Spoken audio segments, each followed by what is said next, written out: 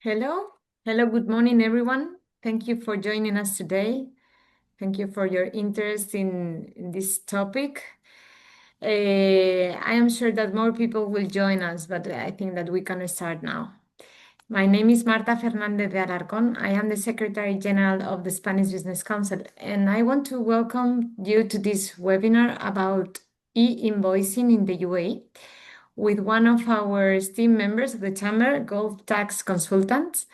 As you may know, they are a tax consultancy firm focusing on businesses operating in the UAE, and which provides valuable key points into the implications, planning strategies, and residency considerations related to corporate income tax. We are very pleased to count with them in the chamber. They are very necessary. Today in the webinar, the main discussion will give us an overview of what is e-invoicing and how it works, the current status and recent developments, and also, and more importantly, the timeline for implementation. So I am delighted to present today for this webinar our expert, Marcos Brodsakis, Managing Partner from Gulf Tax Consultants. I want to say thank you for your collaboration, for your support. I know that you are very busy these days, so even more, the thank you is more. I really appreciate your time today with us. I don't want to waste time to you, so we can start. And at the end of the webinar, we will have a Q&A period with you. Okay, so I think that it will be easy for you to answer all the questions after the webinar. So let's start. Thank you, Marcos. So, is my microphone open? Yes, everything. Yes, okay, great. So thank you, Marta. My name is Marcos Brodsakis, as Marta said. I'm the managing partner of Gulf Tax Consultants, a tax advisory firm in the UAE. And also we are covering clients in Qatar, Saudi Arabia, Kuwait, Egypt, and Bahrain. So today's topic is going to be invoicing in the UAE. Let me start the presentation also. So this is a brief description of our company. We are a regional service hub offering tax and accounting services and business consulting services in all the region. This is a brief view of our services, which you can see later in the YouTube channel. This is the team. In our team, we have tax consultants, we have two lawyers, Mr. Poulios covering US and Europe, and Dr. Mostafa covering the MENA region. So let's go and see about e-invoicing. So what is e-invoicing that everybody started talking lately in the UAE? So the definition of an e-invoice is a digital tax invoice that is in a structured machine-readable electronic format, not a PDF. PDF is not an e-invoice. Actually, e-invoices, if you can conceptualize them, they are a text document in either JSON or XML that describes and gives all the information that you see on the PDF. PDFs are a wrapper of this e-invoice.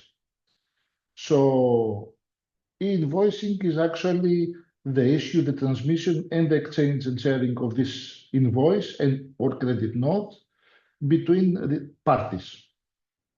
So why we use e-invoicing? Actually, it's for the tax authorities, it's a good way to create a net around our transactions and be able to enhance their view of our business, as well as enhance the tax reporting function. But also for the businesses is a way to streamline actually the bookkeeping, the payment, and the tax calculation in their business, in your business actually. So globally, there are two systems for the invoices. We have a reporting systems. Some countries, they follow that, where in the reporting system, actually what happens, we issue the invoice from our system and we send them batch in the tax authority at predefined intervals. So we just report what we are doing. Some countries, they prefer to have the control system where the invoices are created real time. So before sending it to your client, you send them first to tax authority, tax authorities review, they give a digital stamp, and then you can release it to the recipient. So in the region, in GCC, UAE is the second country that is mandating the invoicing. First one was Saudi Arabia that has developed a local flavor system that is both reporting and controlling depending what are the transactions. UAE has chosen PEPL 5, which is an open global system implemented in the European Union, but also in other countries in the region like Malaysia, Singapore, Japan. So PEPL, for your information, is actually mandated for B2G transactions in all European Union, and now is also being rolled out for B2B. This is a nice slide I have taken from the Ministry of Finance, and we're going to spend some time seeing that. So what I'm going to explain here is actually how the invoicing system works and what to expect. So here, this you see corner 1, corner 2, corner 3, corner 4, and corner 5, which actually the PEPL 5. The 5 comes from these 5 corners. So what's going to change in our life and how the system is going to work? You will have to prepare your invoice as usual. So, but actually your invoice will have more details. There are about 50 fields that need to be filled in. And you will transmit it to an accredited service provider that you have a contract with. So this means that there's going to be an intermediary between the issuer of the invoice and the receiver of the invoice. So this service provider will check the invoice if it is correct, if it meets certain validations, and then it's going to do two things. One is send it to the service provider of the company that needs to receive it, your client, and also is going to transmit it to the FTA. Now, the service provider of your client is going to take it, cross-check it again, and send it to your client in order to be processed.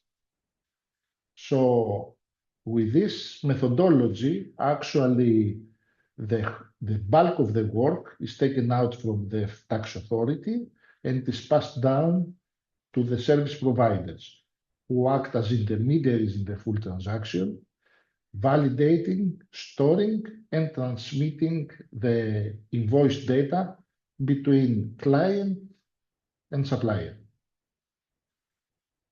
Imagine now that this works also the other way. So your invoices from your suppliers will be coming electronically from your accredited service provider. So in this cycle, actually, what we achieve transparency in transactions. They are all real time or close to real time. All that are covered are stored and transmitted to the tax authority, and this eventually will create some burdens, but also will offer benefits to the businesses. On this one, I believe we can discuss even more in the next slides and also on the Q&A. But the flow is very clear, transparent. It has a lot of controls that need to be met. So this means that if you issue your invoice and it is not compliant, it will stop in your provider. So it will have to be retransmitted. And your provider is going to take the rest of the job in order to reach the other ends. So some key points that you need to have in mind. Until now, UAE is covering B2B and B2G transactions. So the e-invoicing will be applicable only to these two types of transactions. B2C are not there yet, but it is my strong belief that after this is rolled out, then the next step is going also to implement the B2C e-invoicing. The service providers that will offer the intermediary service, they have to be accredited by the FTA and must have at least 2 years operating a PayPal e-invoicing platform around the world. Gulf Tax is participating in the meetings of the FTA with the service providers because we are also advising a few of them and helping them to pass the FTA tests and register with FTA. So let's say we have some more intimate knowledge than the rest. According to the legislation, each company should have only one service provider and not multiple. But you have the ability to switch providers. So when time will come to roll out, you will have to test and find which is the suitable service provider. You will have to sign a contract with them, and then there's going to be an onboarding procedure through FTA where you are going to declare that this is my service provider and the service provider will accept. So this will create a link one-to-one between the company and the service provider. If the service provider is not good, you can always follow the process that stops him and you go and work with another suitable provider. Now, something that is very important. The invoicing will be applicable to all companies, plus also natural persons doing business in the UAE.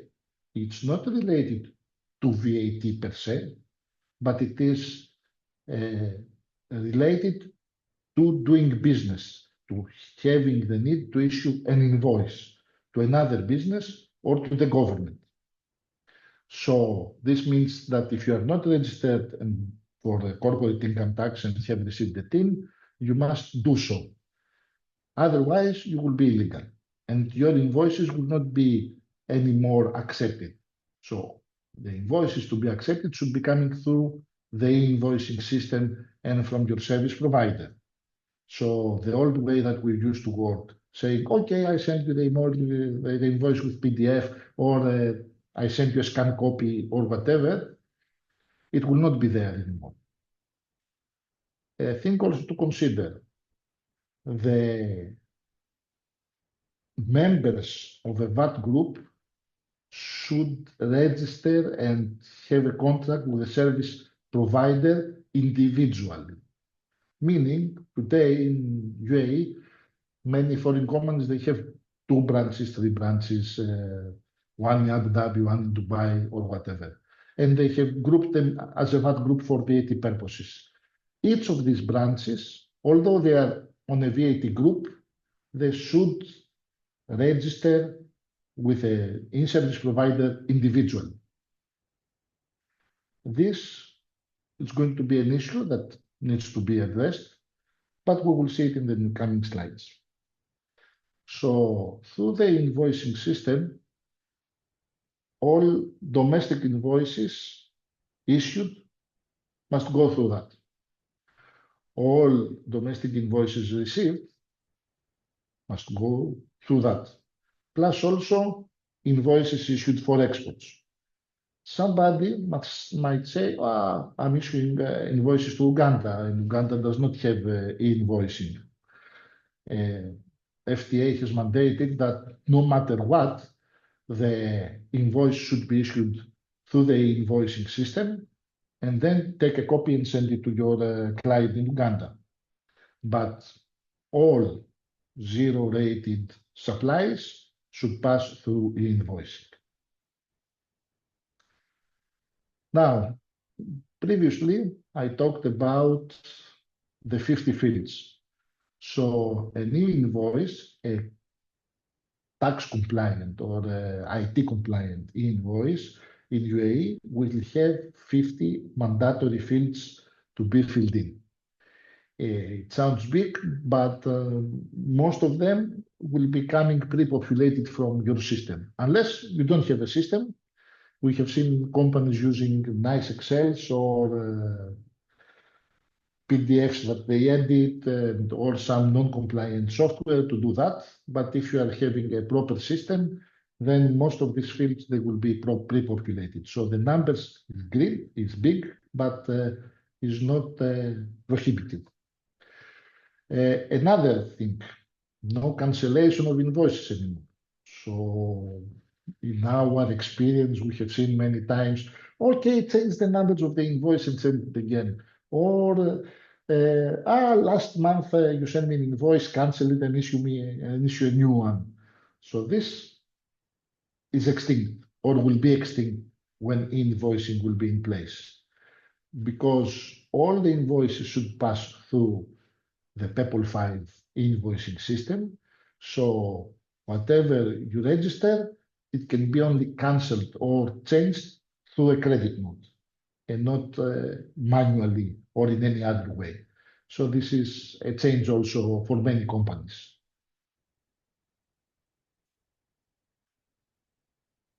Tax reporting. This is very serious and is something that, let's say, many of the advisors going around in UAE these days, all the gurus, are not aware of, and they don't express it anywhere. So one part of the invoicing project of the FTA is tax reporting. What tax reporting means? The data that are passing through the invoicing system, they can pre-populate a VAT return or other tax returns and be used as a reference for the tax authorities to make targeted and more efficient tax audits. But also for businesses, it is a way to enhance their tax compliance at all levels. So your supplier issues an invoice to you, and this will be reported in box 1, standard rated supplies, but in your case, it will be populated in box 9, standard rated expenses.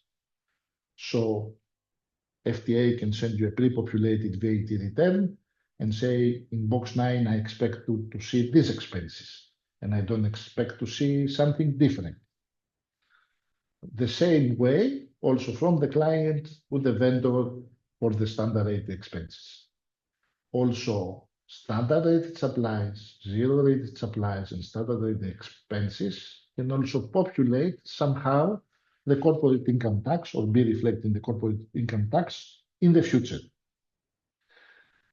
Something that maybe I didn't mention before is that in the e-invoices, you're not going to report only the taxable VAT taxable transactions, but also you should be putting exempt and out of scope. So this means that your full revenue should be there. Now, another aspect of the tax reporting, and this we have seen it in our business many times because we have done e-invoicing projects in Greece, under PEPL, in Egypt and Saudi Arabia under their local systems, and now we are working with some clients in the UAE, is that one day somebody calls you from the tax authority and says to you, why your standard rated supplies do not match e-invoicing. Actually, a client we have in Saudi received recently such a call because their process, contrary to our advices, was not the correct one. they were issuing from SAP the invoice, and then through a system they would transmit it to the tax authorities instead of doing the other way around. So they transmitted the invoice to the tax authority, but this was declined from the tax authority. But in the same time, they had posted it in their books and reported in the VAT return. So they received a call and said, what's happening here? Another question that we see is, why your standard rate expense do you want the e-invoicing documents reported? So we are talking about this control here. Here. So this means that we need to enhance our controls. We need to be more careful of what is reported before it is reported. So everything moves back to the I issue a document and not I see after what happens in my books. Timeline. So this project we started with that last May, where the FDA held the first meeting with the integrators and the service providers, and service providers. So according to the timeline explained there, until December, there is going to be a time that the service providers apply, provide their documents, take a pre-approval, and they perform some tests with FDA. FDA also made clear that by December, it's going to start making a bulk publishing of who are finally approved, and this is going to be ongoing. So the implementation phase can start, because from now until the approved service providers are out, you can always contact the customer as a service provider, but you are pre-approved. So this means that you might fail the tests and you cannot do the job. But from December on, whoever has the final approval can offer the services to the business community. From January to June, implementation time.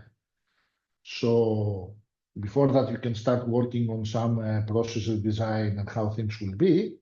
But the actual technical implementation, it is on a 6 month window, and FDA says that July 1st, I want everybody to go live. Actually, they asked us if we have the capacity to onboard all the companies. We are more than 600,000 companies in UAE.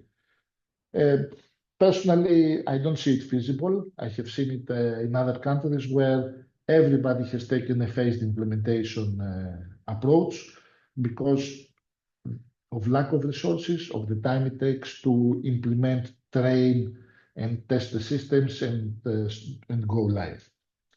So in any case, the target is 1st of July to be able to issue and receive e-invoices.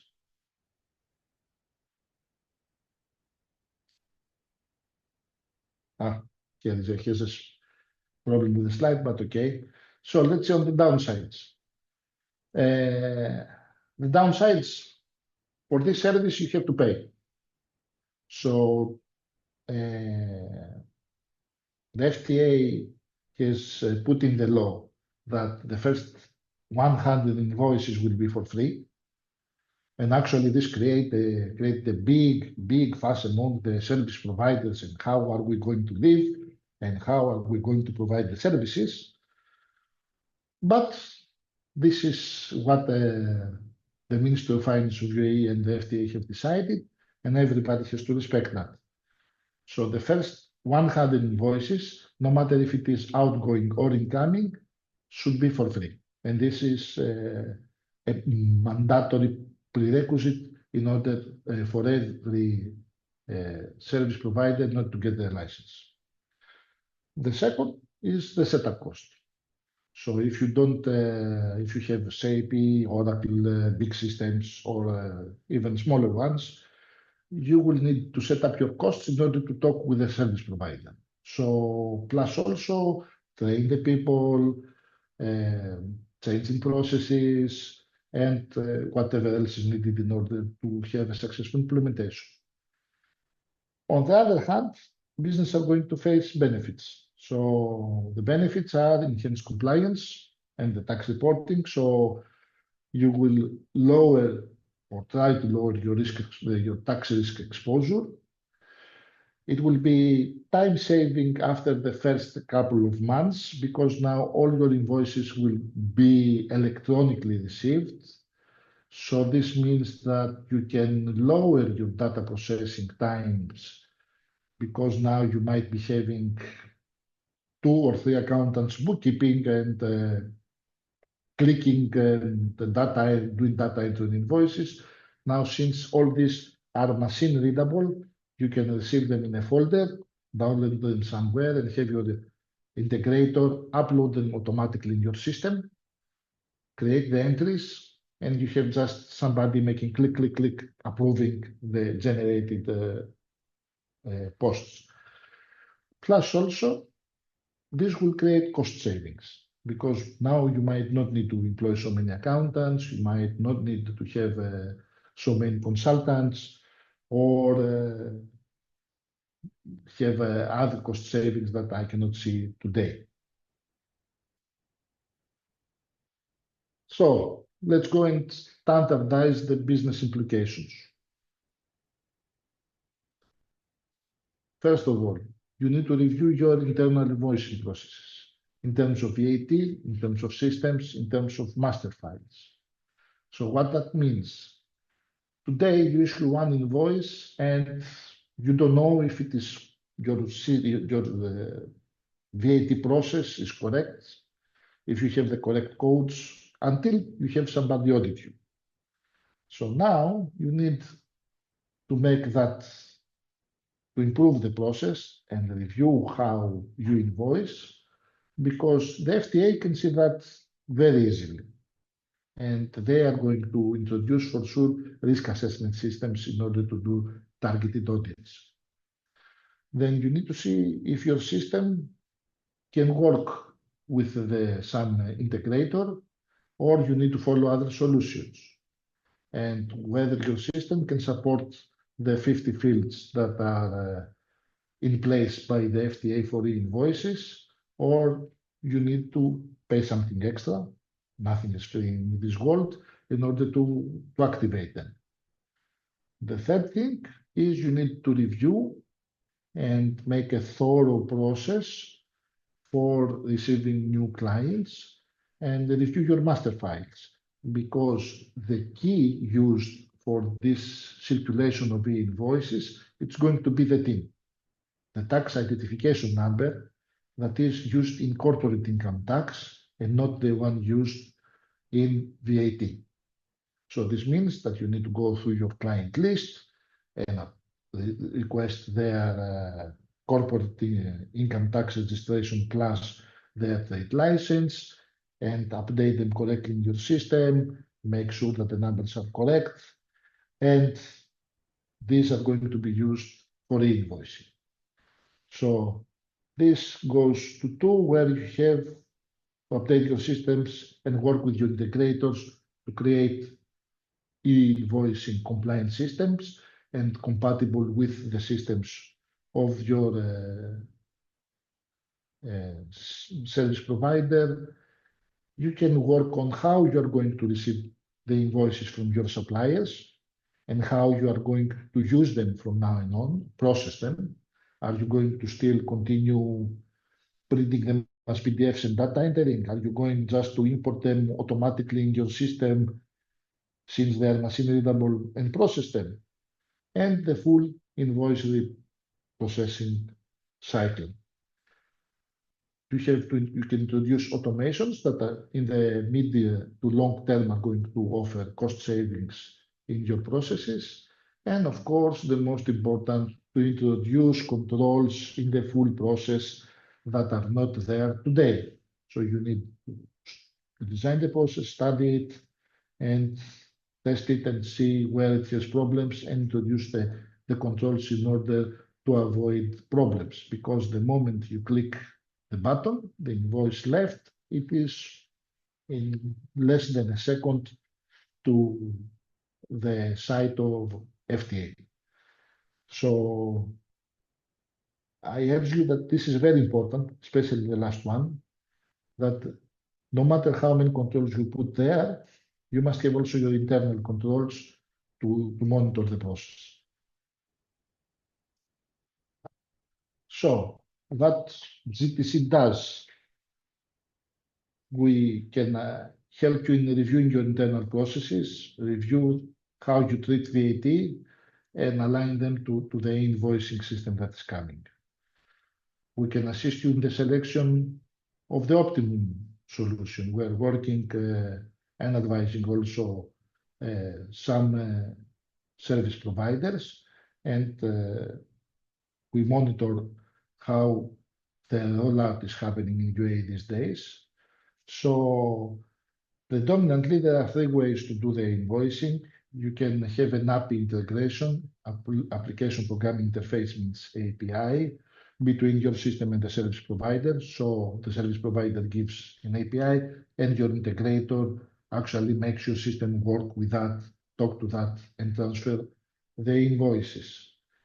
For companies that they are not issuing so many invoices, and we have seen many multinationals in the country, especially in the consulting domain, a web-based invoicing process is, let's say, extremely useful to them, meaning they don't have to spend some hundreds of thousands of dirhams to SAP or Oracle in order to issue 10 invoices or 20 invoices a year. So they're using a web-based invoicing solution given by the service provider, and they generate the invoices from there.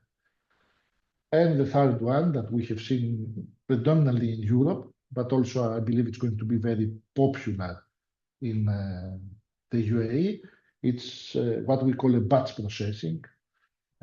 What that means that you are issuing from your system in a predefined format that can be XML, XLS, CSV, or any other way, the invoice with the required data, and your service provider picks them from there, processes them, and transmits them.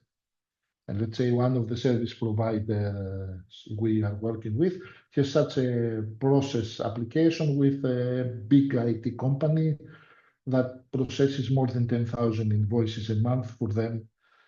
So they avoid to, let's say, have all the associated costs, and they didn't touch their systems. Also, we are consultants. We already have some assignments with companies for the integration of their systems, and we are working with SAP, Oracle, Microsoft, NetSuite, and some other softwares that we cannot put here, that is too extensive. So we're making sure that things will work. We also assist in the selection of the best accredited service providers. There are too many around, or might be, that we expect to be around 30 in the process, but not all of them are qualified to do that. They are just working on an opportunistic way. We have seen some audit firms registering that they have not done it before, and they say, okay, it's a good opportunity, we will use our name to do that. Some smaller companies that they don't have the full capacity to do that. And that's why our expectation, plus also FTA's thinking, is that some point down the road, in a couple of years, the market is going to be too different. And that's why they have put in place a process that every 2 years they will be monitoring and auditing the service providers for quality and issues. And whenever they see something wrong happening, they will revoke the license of the service provider. And 5 is to propose solutions to enhance the service. The invoicing system is not static. So one of the solutions is PDF generation. Invoice providers are smart guys, so they say, okay, what we transmit is XML files or text files. So pay extra to have it on PDF, the way you like it, with your logo and everything else. So we assist you to find the correct solution and the correct provider. So as you can see, it's going to be long exercise. It's going to need resources, and it's going to keep IT and finance departments busy for at least the next couple of years, because after the introduction of the B2C and B2G, B2B and B2G, we expect also the B2C to follow suit. So this is a brief introduction to invoicing in the UAE. It's going to be a frequent webinar in order to give you the latest updates. It's going to be more frequent after December, when the implementation will start. And we will be in touch for anything you want to ask or get our advice. So, dear Marta, I tried to make it compact. So if somebody has any questions or wants to know more, please feel free to send your questions. Okay. Thank you, Thank you Marcos. very much for now. Yes. Thank you so much. It was very clear. We have two questions, okay? Okay. First of one, hi, very relevant topic. Thank you. What about incoming invoices from abroad, UAE? The incoming invoices from abroad, they can, because they don't meet the criteria of the UAE invoicing schema of data, they can be still transmitted and sent in PDF or any other way. So the incoming will be like that. If the invoice is coming from a company, from a country that has PEPL, it can be transmitted through the PEPL system, but it will not be reported. And I said again, it will not be reported to FTA. Okay. So is it clear? Yes. So whatever is coming from outside is business as usual. Send me the PDF, or if they have PEPL, they can put it in PEPL. It will come to you, but it will not be reported by the service provider to FTA. It stays outside the scope for now. Okay, thank you. Next one is for SME in B2C. Can you choose if you use a physical invoice, or for this sector you are obliged to have an e-invoice? Sorry, can you repeat it? For which sector? For SME in B2C, can you choose if you issue a physical invoice, or for this sector you are obliged to have an e-invoice? SME, I believe, means as small and medium enterprises. So I don't know what else it might mean. So, so in any case, B2C invoices are outside the scope of invoicing today. FTA has mandated the following. If you want also to issue your B2C invoices electronically, they can be, but you should talk to your service provider and exclude them from reporting them to FTA. Additionally, we have seen clients, because we have many clients in the retail sector, like F&B, where they issue from their POS both B2C and B2B invoices. So the B2B invoices, they need to go through the invoicing system, PEPL 5, and report it to the FTA. The B2C, they have to be excluded somehow. Either you don't send them to your service provider, or you talk to your service provider and exclude them. So the invoices that should go in PEPL 5 are B2G, business to government, and B2B, no matter where the second B is. So I'm having a project in Spain, and I invoice Spain, zero rated. I have to issue it through PEPL 5. It has to be reported to FTA, and I will send it to my client in Spain in a PDF format. I issue an invoice for Saudi that I'm sending goods, the same. It has to go through the system and report it to FTA.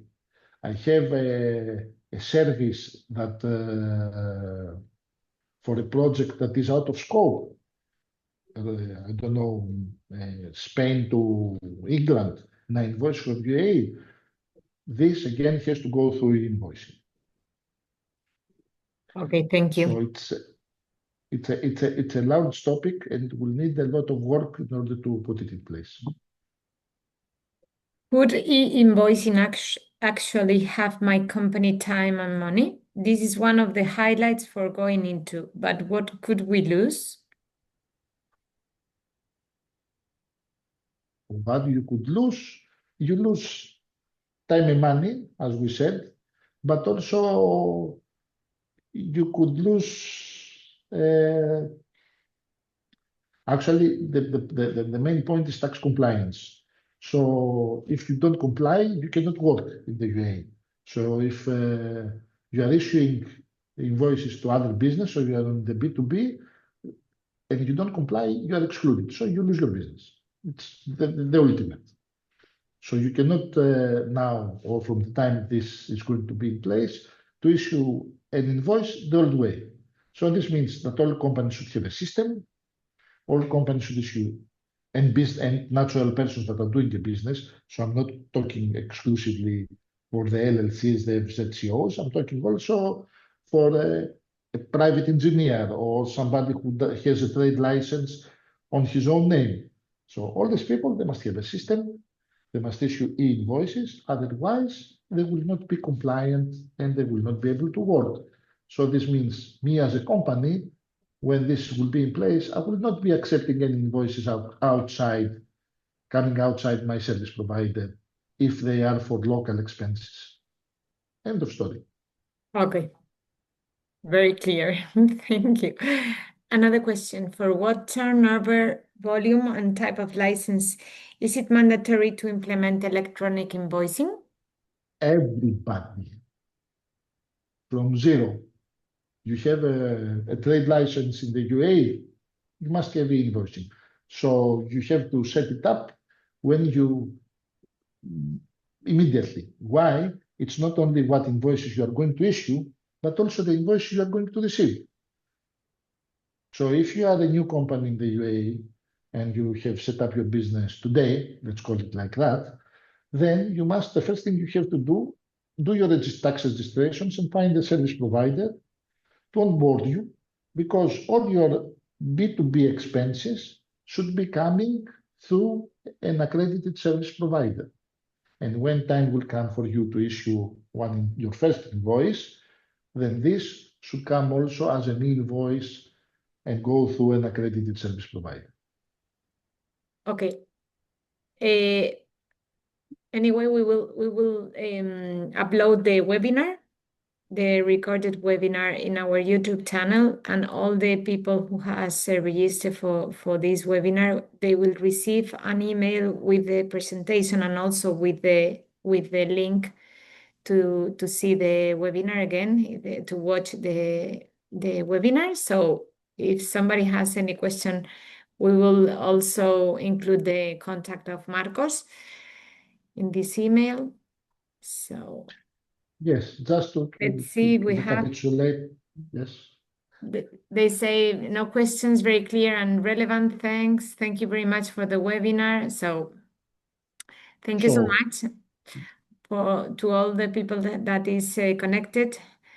And thank you, Marcos, again for your. Just to close before we close this webinar, what I have to say, do not neglect it.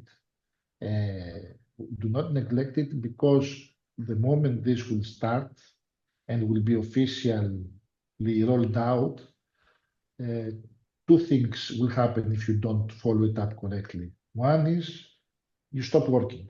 You will not be able to issue invoices. You will not be able to receive invoices. Second, now everything will be, or at least a good chunk of your tax affairs will be monitored by the tax authorities. So this means that you must have increased compliance internally in order to meet the compliance that's coming from FTA and the local legislation. So find the correct consultants, good consultants. We're not talking about us only, there are also other companies that might do that. Second, adjust and align your internal processes in your systems, find the correct service provider, work with them, and things will go smoothly. And for you that would like to take the opportunity, develop your systems in order also to process the incoming invoices in a very efficient and easy way instead of data entering and uploading scanned copies in your systems. So that's all from my side. This applies also to SBC, the Spanish business council now. I know, Marcos. Thank you so much. So, thank you very much for your time. Thank you, See you in the Marcos. next webinar for e-invoicing. Okay, take care. Good. Bye-bye. Bye, Marcos. Thank you. Bye. Have a nice day. Bye.